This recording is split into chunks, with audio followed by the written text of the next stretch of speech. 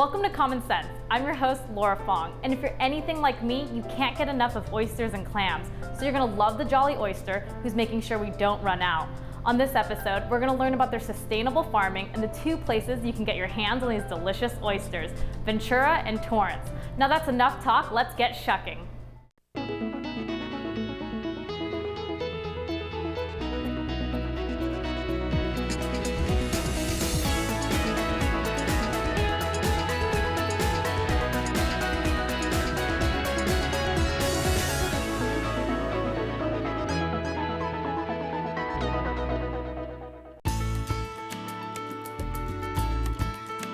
Our vision is to revolutionize the eating of oysters and clams in Central and Southern California. 20 years ago, Mark Reynolds, the founder of the Jolly Oyster, started a journey to grow oysters and clams in a natural and sustainable way. The world has reached its maximum sustainable fisheries yields.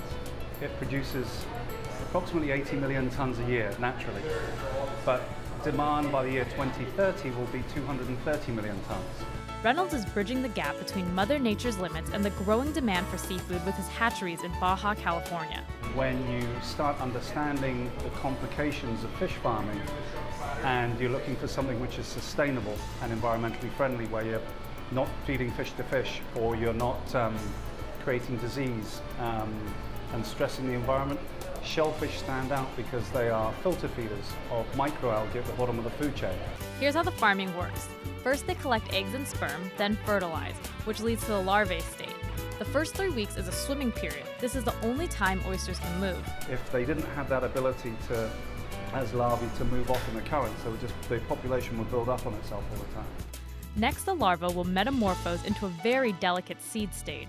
Once the seed is large enough, around about that size, we'll take them into a suspended system where they sit in trays in the water and then naturally have the currents coming through there, bringing the microalgae and the nutrients. Crews closely tend to the trays, making sure each one has the right density.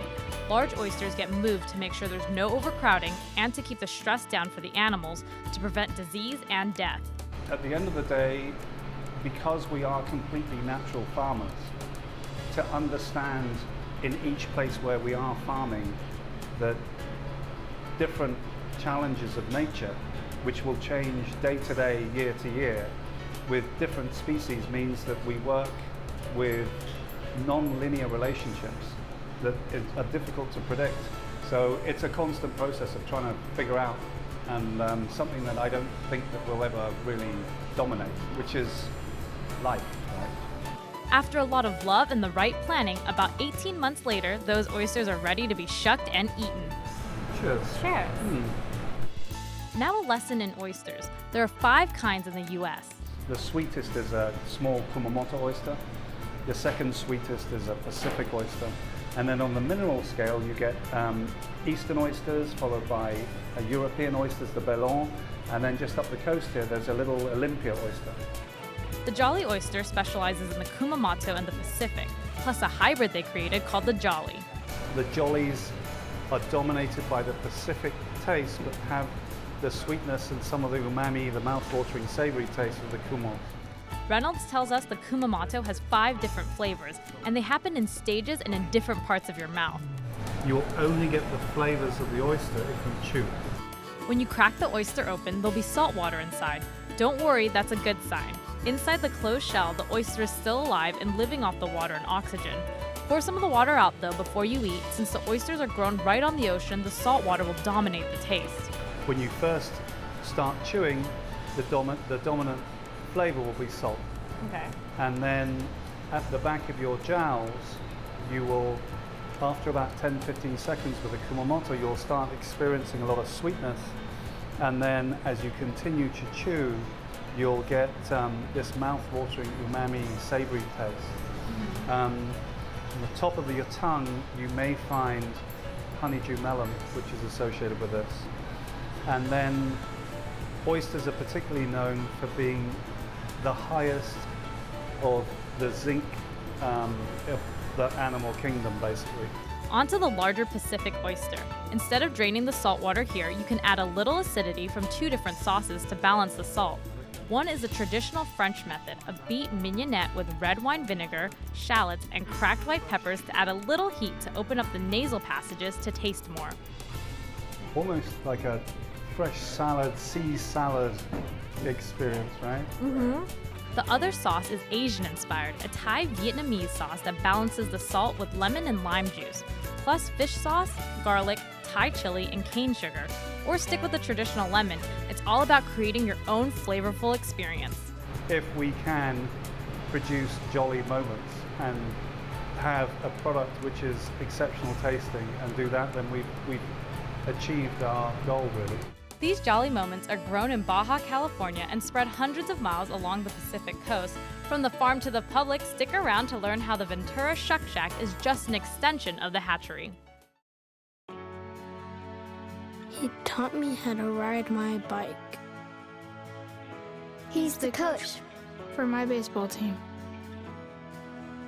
They help me with my math homework. He holds my hand while we watch scary movies. Because the things he does helps all of us. Be alert. Our parents are at work.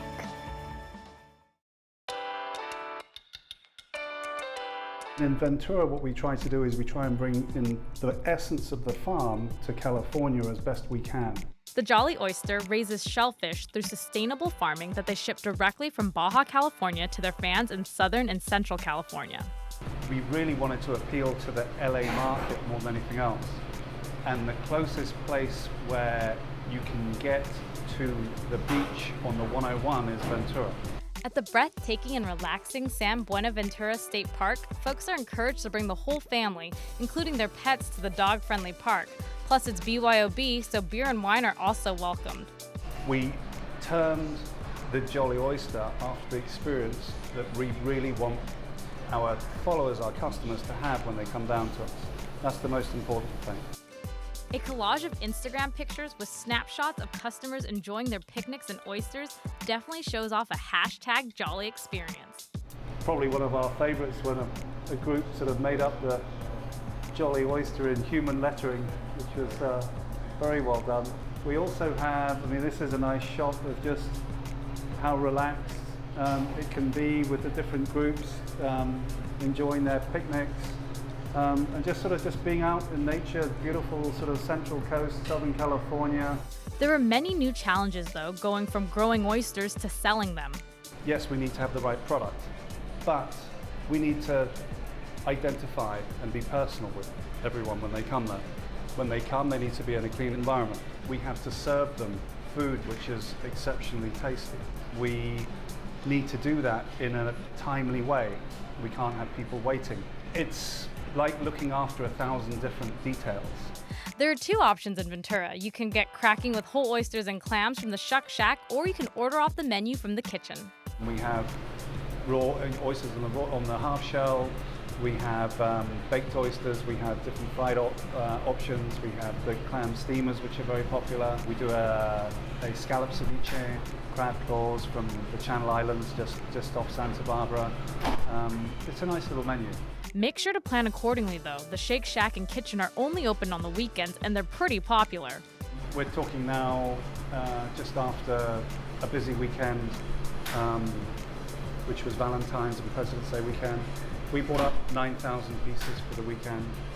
And just like the farms in Baja, there's a whole lot of oysters lining Ventura Beach now, but these are a little more magical. They say to make a wish before tossing empty shells on the growing wall. The majority of our customers like the hands-on Shuck Shack experience of opening the oysters. It's very empowering. The Ventura spot is all about enjoying some freedom away from the hustle and bustle of the city, finding some magical moments, and getting back to nature, which is just an extension of what life is like at the Baja Hatchery. This is where nothing is everything. We're not looking for any type of industry, agriculture, anything which is built up. The desert conditions you'll see, we don't have runoff, which means these waters here are extremely pristine. So beautiful. Well, so what does it feel like when you're out here standing in your bed of oysters? It's a very spiritual place, I suppose. complete isolation with nature. You forget about all of the day-to-day trappings of life. It's a very beautiful place, we love it. When the Jolly Oyster was ready for their next stage of growth, bringing their fresh organic farm to another part of California, Torrance stood out. Find out how the Jolly Oyster is shucking things up in Torrance. Hi, this is Officer Matt Harvey with the California Highway Patrol. And I'm Betsy Totten with Caltrans. We want you to be prepared for driving in heavy El Nino storms. And always slow down in bad weather. If a road is flooded, try to find an alternate route, but never drive around barricades. Less than a foot of water can move your car. Standing water can damage engines and stall you far from safety, so slow down. If your vehicle stalls in the roadway, exit the vehicle immediately. In the event of an emergency, call 911. Be storm ready.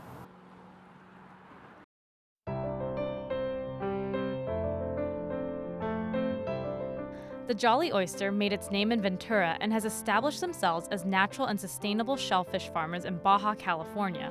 With their growing popularity, they hatched up a shop in Torrance to be closer to their fans. What we found was a lot of our customers, actually probably the majority of our customers come from the LA area. And when we were asking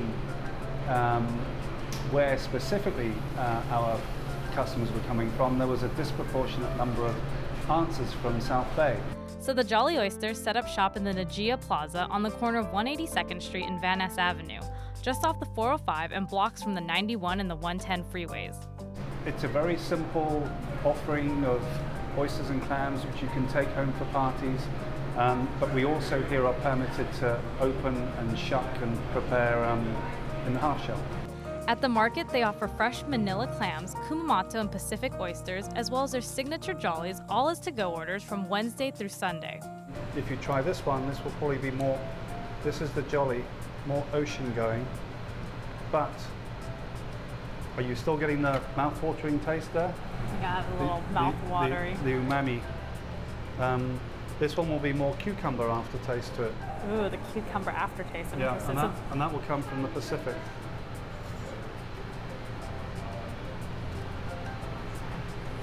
So more like a jump in the ocean. Mm-hmm. I do have a little cucumber in here. Right at the end there, right? Oh my gosh. Now I can't keep sampling oysters if I don't even know how to shuck them, so Reynolds, who's an expert, taught me how to open these bad boys up.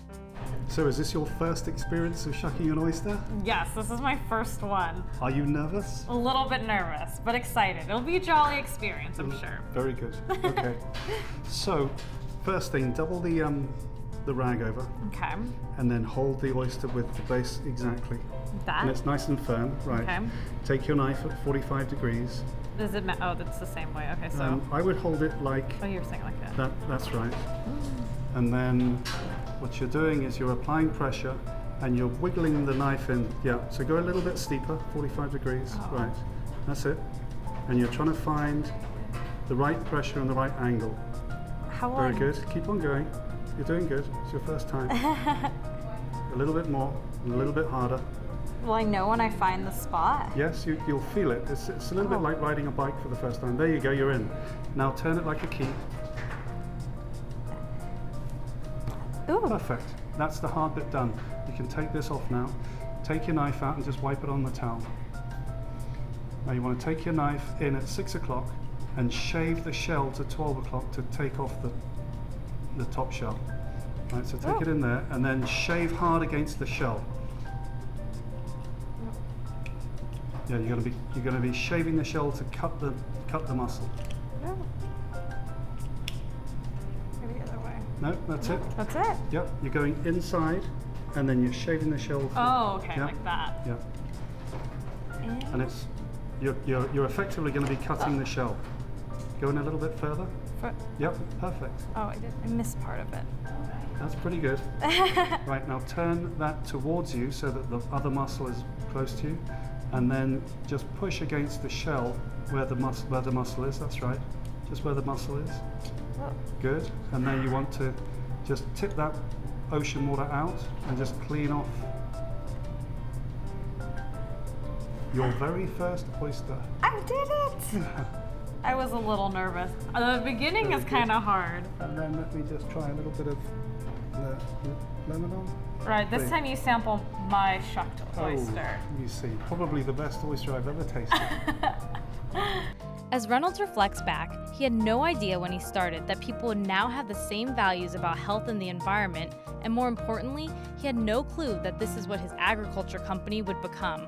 If you go back and you say, you know, you're the founder, you're the proud parent, and you have a kid and you don't know what the kid wants to be, all you can do is you can educate the kid with the principles and values that you want and then see how he flourishes.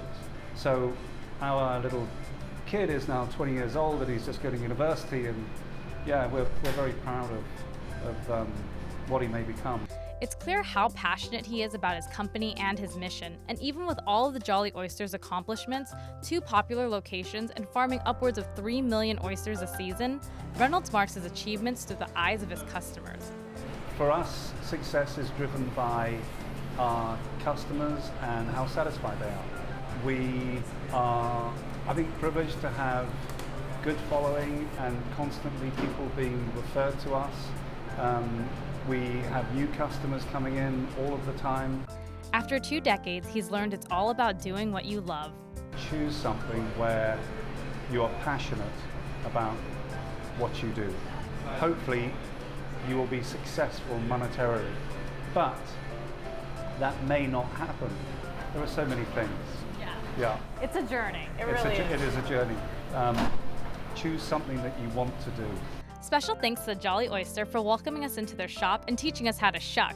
If you're craving some oysters or want to learn more about sustainable farming, head to thejollyoyster.com or give them a call at 310-200-6295.